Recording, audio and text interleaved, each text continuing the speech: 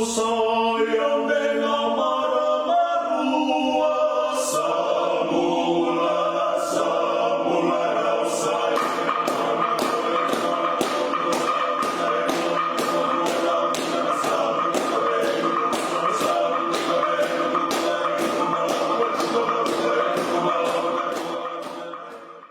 Peni Moceiwasa. I'm the current president of the Dolce Sounds Dulali, as it is known now. The group is an extension of the music school that was started back in '98, the Conservatorium of Music. Well, like in every music school you enroll, we did our advanced diploma in music and education. It was a 3-year course. So after the 3-year course, everybody went about their own way, into teaching, into singing, the music industry. Some went to hotel and tourism industries. And then it was back in 2012, there was a big choral competition by the Vodafone. Yes, it was the Vodafone that held a choir competition. And some of the ex-students of the Conservatorium of Music got together, and it was right there and then, when the competition was happening. They met each other at the competition venue and they decided to sing a song. So they entered the competition. There was about 15 of them. They entered right there and then. They sang a song. They won the first prize. It was right after that that it clicked. We are still very much passionate about music.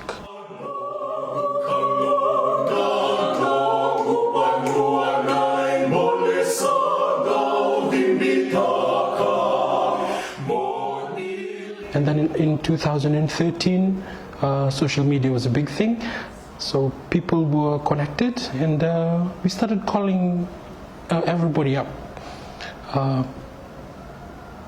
Students have had families. Some have moved on overseas. The locality was quite broad, but we managed to get a few people around Suba together, and we started with singing classical hymnals, sacred songs. I should mention, since it was the group was formed from a music school. It's not a faith-based organization, so everybody's from different denominations.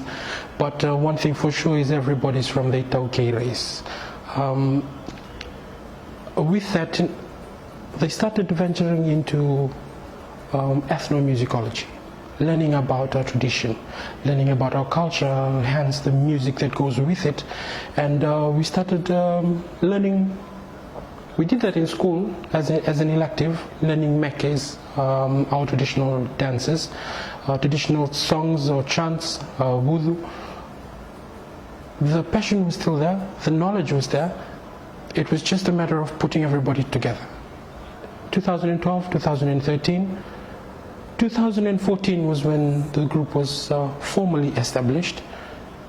We were registered under the Fiji Arts Council, and under the name Dolce Sounds Dulali. Dolce Sounds was the initial name that we came up with. It's an Italian music term.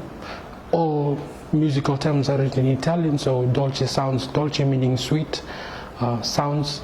That was the name that was being used for the choral groups that we did. And when we ventured into traditional Meke, that was when Dulali came in. Dulali is a nose flute. It's a traditional musical instrument of Fiji. Sadly, no one can use it today. We only have pictures of it, and I think there's 1 or 2 instruments. It's a nose flute. I think there's 1 or 2 left, but none. There's no more instrumentalist, traditional nose flute player that we have. So we chose that word because it goes well with what is happening nowadays. Youth groups of our age, none of them have any idea or could actually sing a chant, a traditional chant, more or less the traditional dances. So we use that as an analogy to signify that our traditional dance is dying away. And hence we came up with the name Dolce Sounds Dulali.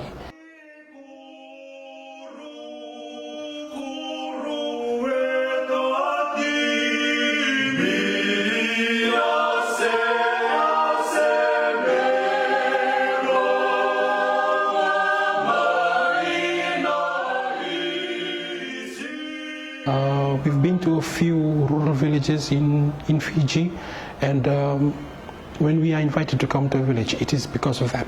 They've lost the traditional knowledge, and that's why we have to come in. Funny enough, kids that have been raised up in the urban areas, raised up in town, have to go back into the village to teach them. But that's what the Dulali group have been doing with regards to our memorandum of understanding with the Ministry of Ethiopic Affairs. Performances. I know in all dance studios, dance productions, what they do is they put out advertisements to show how good they are. But with us, we don't really encourage that. What we do as a group is whenever there is a chance to perform, we do it to the utmost best that we can, because we never know who is sitting in the crowd and what hat they wear. It has paid off really well.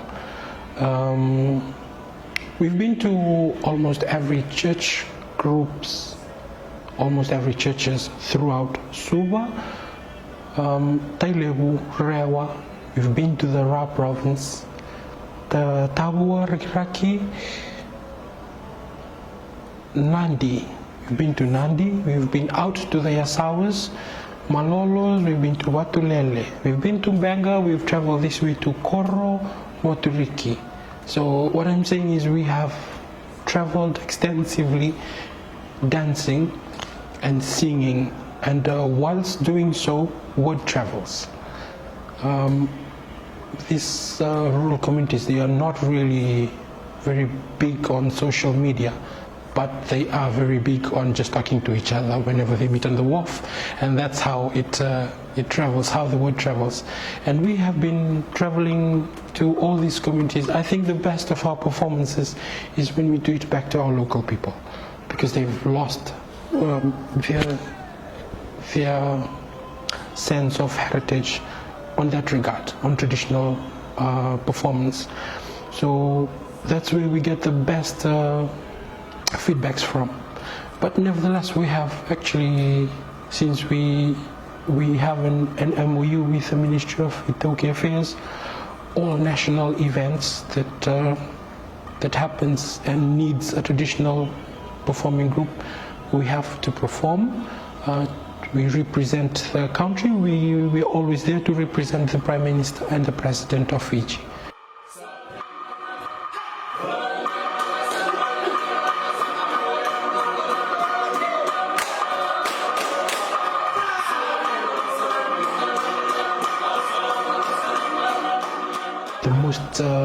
The most challenge that we're facing right now is space. Space in the sense, if you look into the UNESCO Convention of Conserving ICH, one of the specifics that we look into is space. Not just to perform, but also a space to create, a space to meet, a space to actually learn about the art form.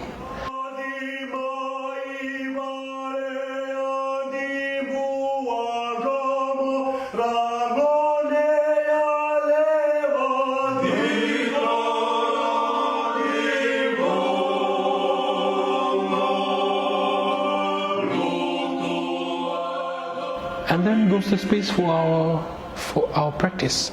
We don't actually have a headquarters or an office or just a space to practice. Since our locale is between, there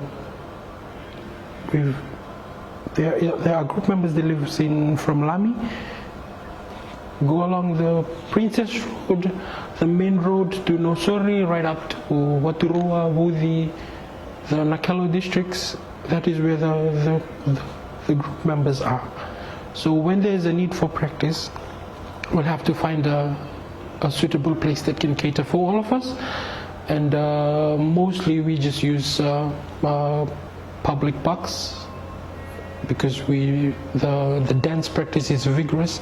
It needs a very big space for physical training. And then when there's practice for choral music, we need a church or a hall that actually resonates the sounds properly. So that is one of the challenge, space. The second challenge is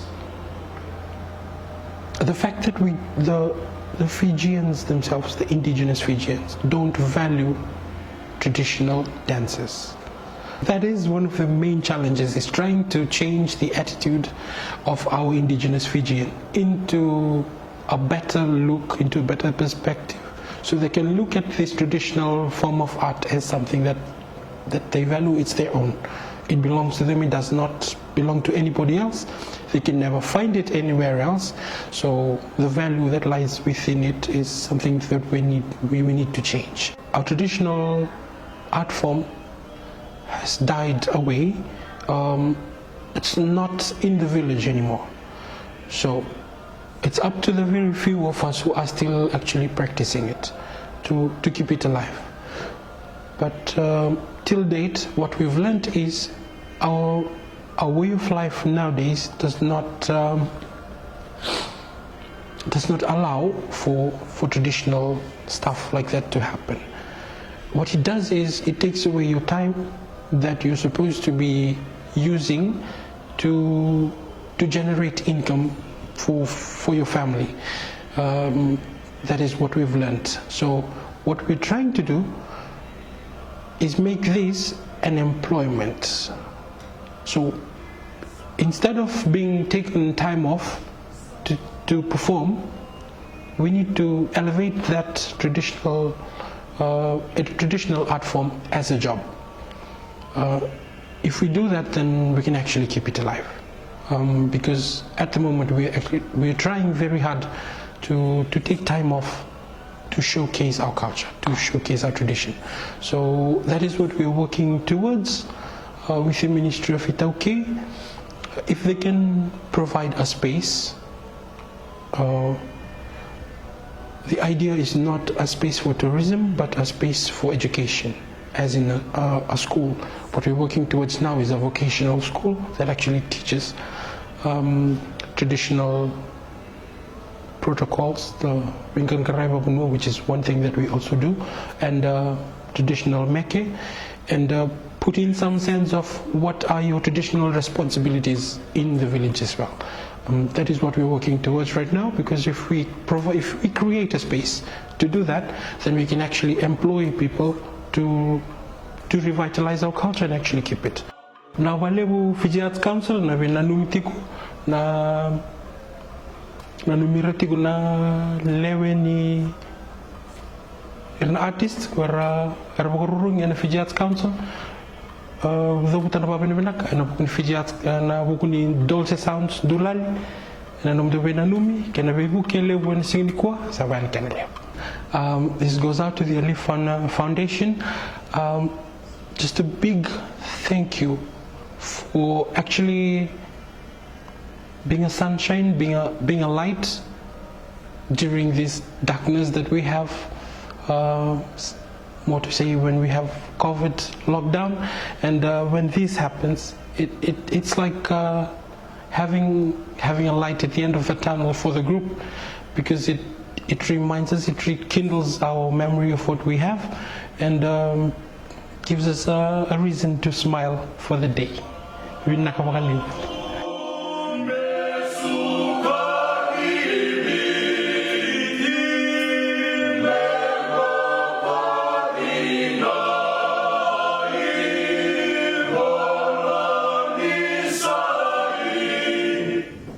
So